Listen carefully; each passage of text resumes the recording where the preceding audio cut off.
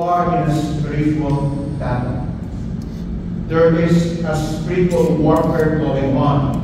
And perhaps you are in the middle of a spiritual attack. Whenever we are equipped with the armor of God, and I know many of us, we've been here for Sunday after Sunday, I hope you would remember all those things. Amen.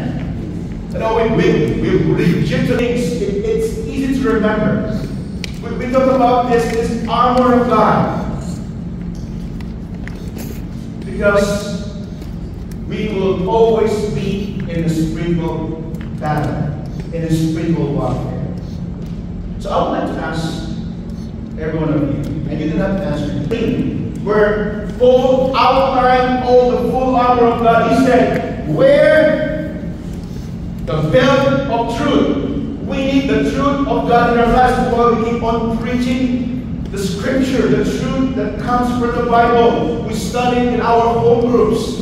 Last Saturday morning, the men have gathered. We have a men's breakfast so that we could be salvation. Because every battle starts in the mind. All kinds of prayers and requests.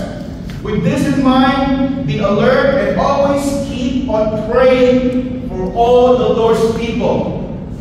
Pray also for me, verse 19, that whenever I speak, words may be given so that I will fearlessly make known the mystery of the gospel. If that mystery are exposed and taught, oh my goodness, we, the church, will be the most powerful force in this world. Because we've been given the mantle to change the world. Jesus said, upon this church, upon this rock, I will build my church. And at the end times, the Lord will redeem the church. When it comes to spiritual warfare, from the what are, brothers and sisters, is prayer.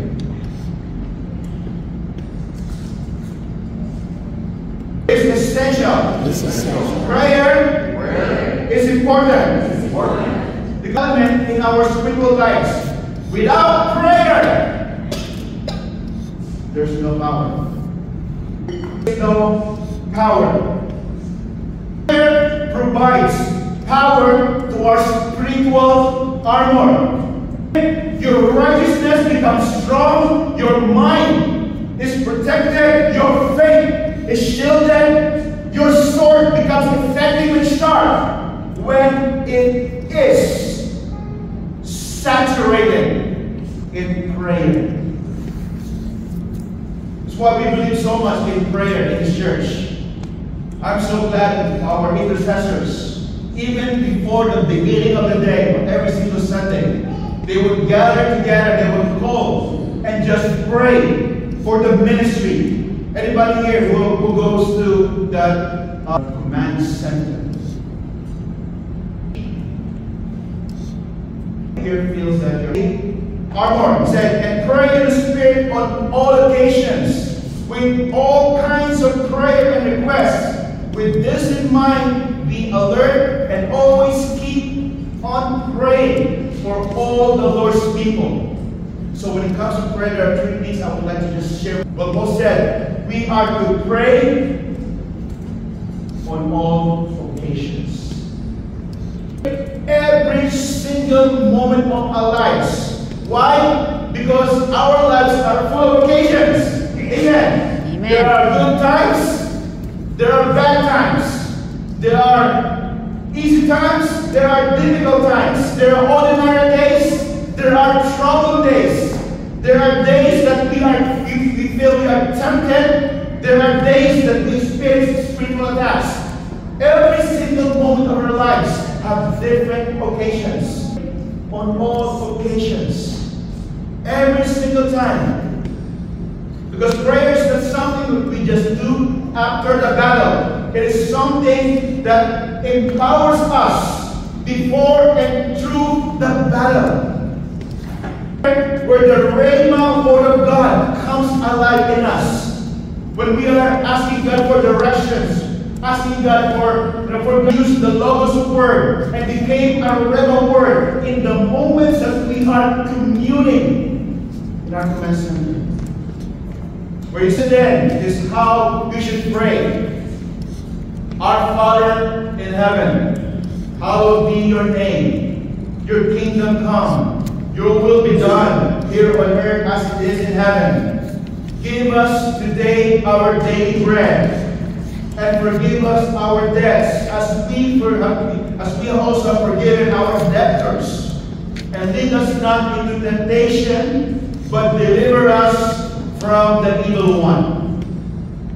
You don't have to pray this, verbatim, word for word, but this is the structure, the model that Jesus taught us how to pray.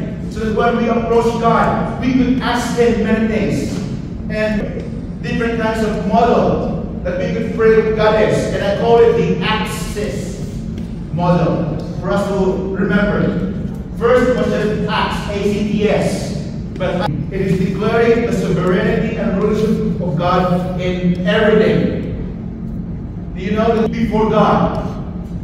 If sometimes in the presence of God, and there is only one thing in this world that will separate us from God, what it is. That's why Jesus said, forgive us our sins, as we forgive those who sin against us. I'm just curious, if I have not confessed the sin in my heart, the Lord would have not listened.